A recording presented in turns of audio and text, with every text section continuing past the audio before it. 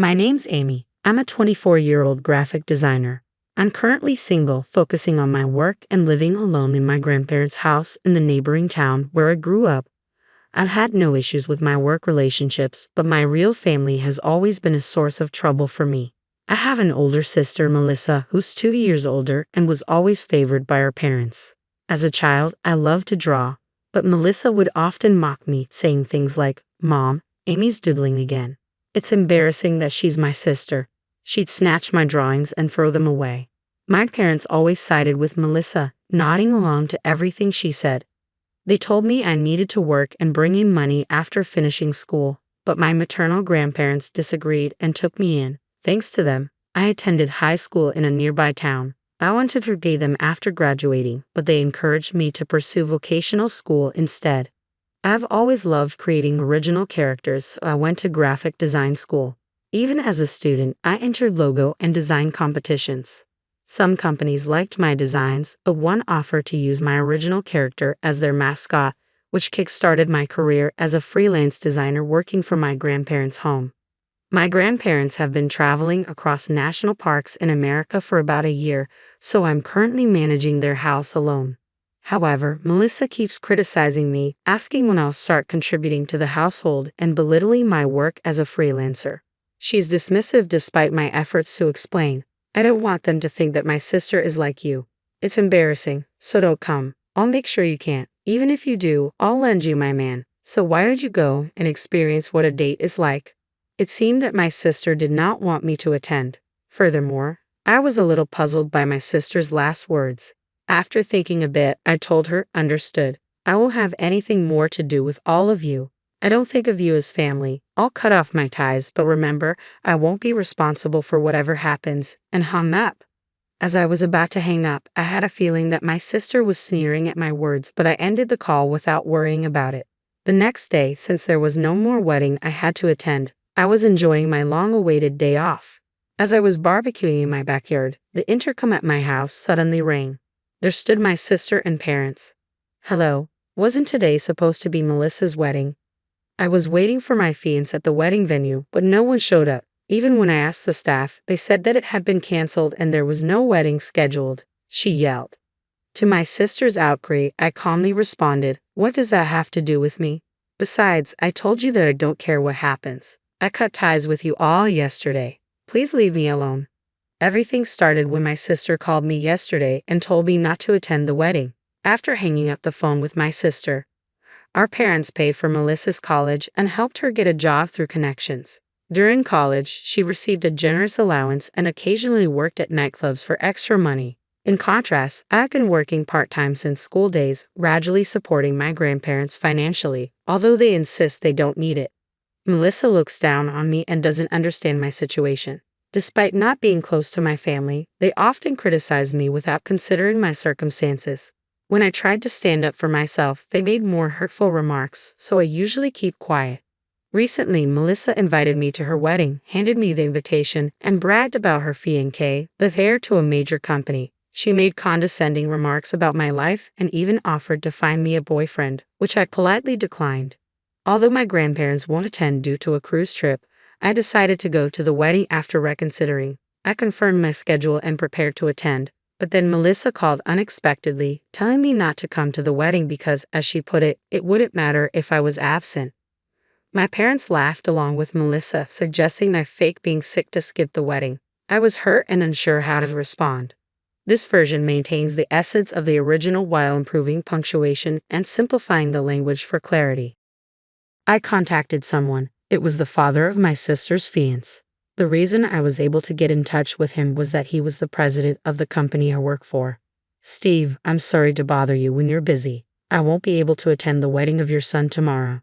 I had called Steve immediately after hanging up the phone with my sister. In fact, when I received an invitation from my sister announcing her marriage, I only thought that the name of her fiancé, Robert, seemed familiar. It was only later when I received the same invitation from Steve. So I was taken aback to learn that the man who was marrying my sister was Robert. But when I told Steve that the bride was my sister, he joyfully said, "When Robert talks about Melissa, he always looks so happy." When I met Melissa, she was a wonderful lady. "She's definitely your sister, Amy." We look forward to working with you both personally and professionally. Given this, I'd assume my sister had cleaned up her past relationships with men. However, the fact that I was unable to attend because my sister told me not to come to the wedding was something I felt I had to tell Steve, who I had promised to meet at the wedding. When I did, Steve asked me, "What happened? The ceremony is tomorrow, isn't it? Did you overwork yourself and get sick?" He seemed very worried about me. It was a bit hard for me to say, but I decided to relay exactly what my sister had told me. She told me a bottom-rung loser like he should not attend the wedding tomorrow. She called you a bottom-rung loser even though you're such a successful designer. Does your sister not know? He seemed outraged that I was being called a loser. The only people who understand me are my grandparents, who are currently overseas. And about what my sister said, I told a story about my family that I had never told anyone before. Apparently, Steve immediately told Robert about the conversation, and Robert was very angry too. Steve's family values their kinship, thinking of their employees as family. Although I'm not an employee, they seem to value me as well because I work with them, considering me as part of the family. We don't consider people who can't cherish the family we value as our family. We're sorry, but we can't accept your family into ours, he said to me. Robert, who was nearby, said, "I'm sorry, Amy, but I'm thinking about calling off the wedding with Melissa." To his words, I said, "Robert, I have cut ties with my family, so you can do whatever you want. Also, there's something else I need to tell you," and decided to share a certain fact. "What is it?" Robert, not knowing what he was about to be told, responded in a worried voice. Feeling apologetic, I told him what my sister had said to me after she told me to skip the wedding. My sister said she was going to lend her boyfriend to me. So I hesitate to say this, but I think my sister has had bad habits with men since the old days. I suspect that she might have another man aside from you, Robert. What?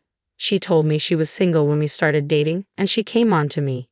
He seemed a bit shocked. Steve then came on the speaker. "Amy, you said you're free tomorrow, right?" "Yes, I plan to be at home all day." "I see. Our family will not attend the wedding. We have a proposal for you." Thinking it sounded fun, I agreed. The plan was to have a barbecue at my house on the day of the wedding. So when my sister and my parents came to my house, we were in the middle of the barbecue, including Steve and Robert.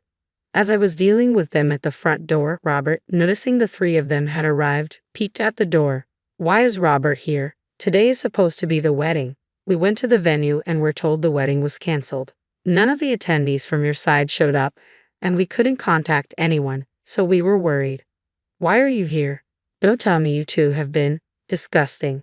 My sister, upon seeing Robert, came at us all at once.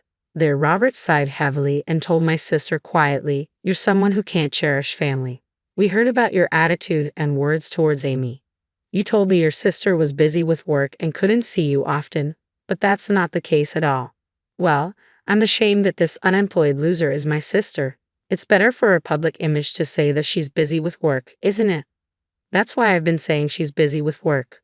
What's wrong with that? I've been speaking well of her in public. I would appreciate some gratitude for that." My sister insisted it was for my sake. Seeing my sister like this, Robert defended me, emphasizing how much I contributed to his company.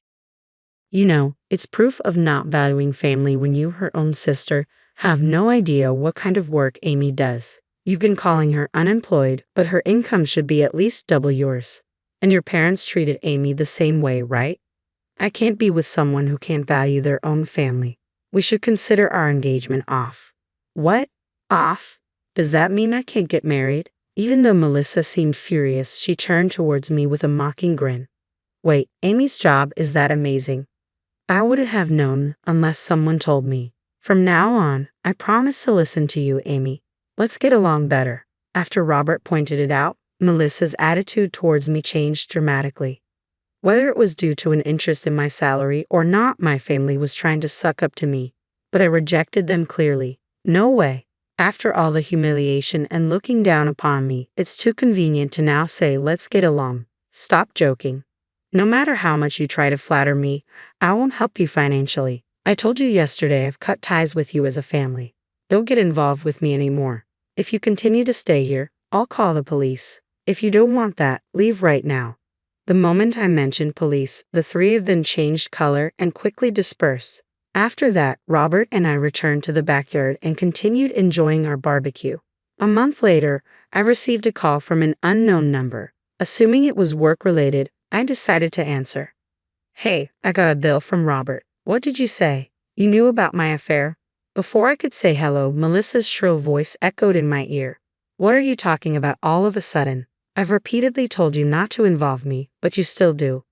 I don't care about your affair anymore, so please never contact me again." With that, I hung up. Later, I heard from Robert that the investigation of Melissa's affair during their engagement had finished and it seemed possible to claim compensation and cancellation fees from the venue. As Melissa had quit her job with the plan of getting married, I heard she was juggling several part-time jobs to somehow pay the compensation. She seemed to have run crying to her parents, but their income had never been great, so I don't think that they could be of much help.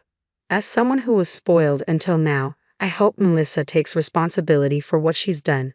Currently, I'm still working with Steve's company. We've been discussing the opportunity for me to create various products as an exclusive designer. I look forward to continuing to work happily with these kind of people in the future.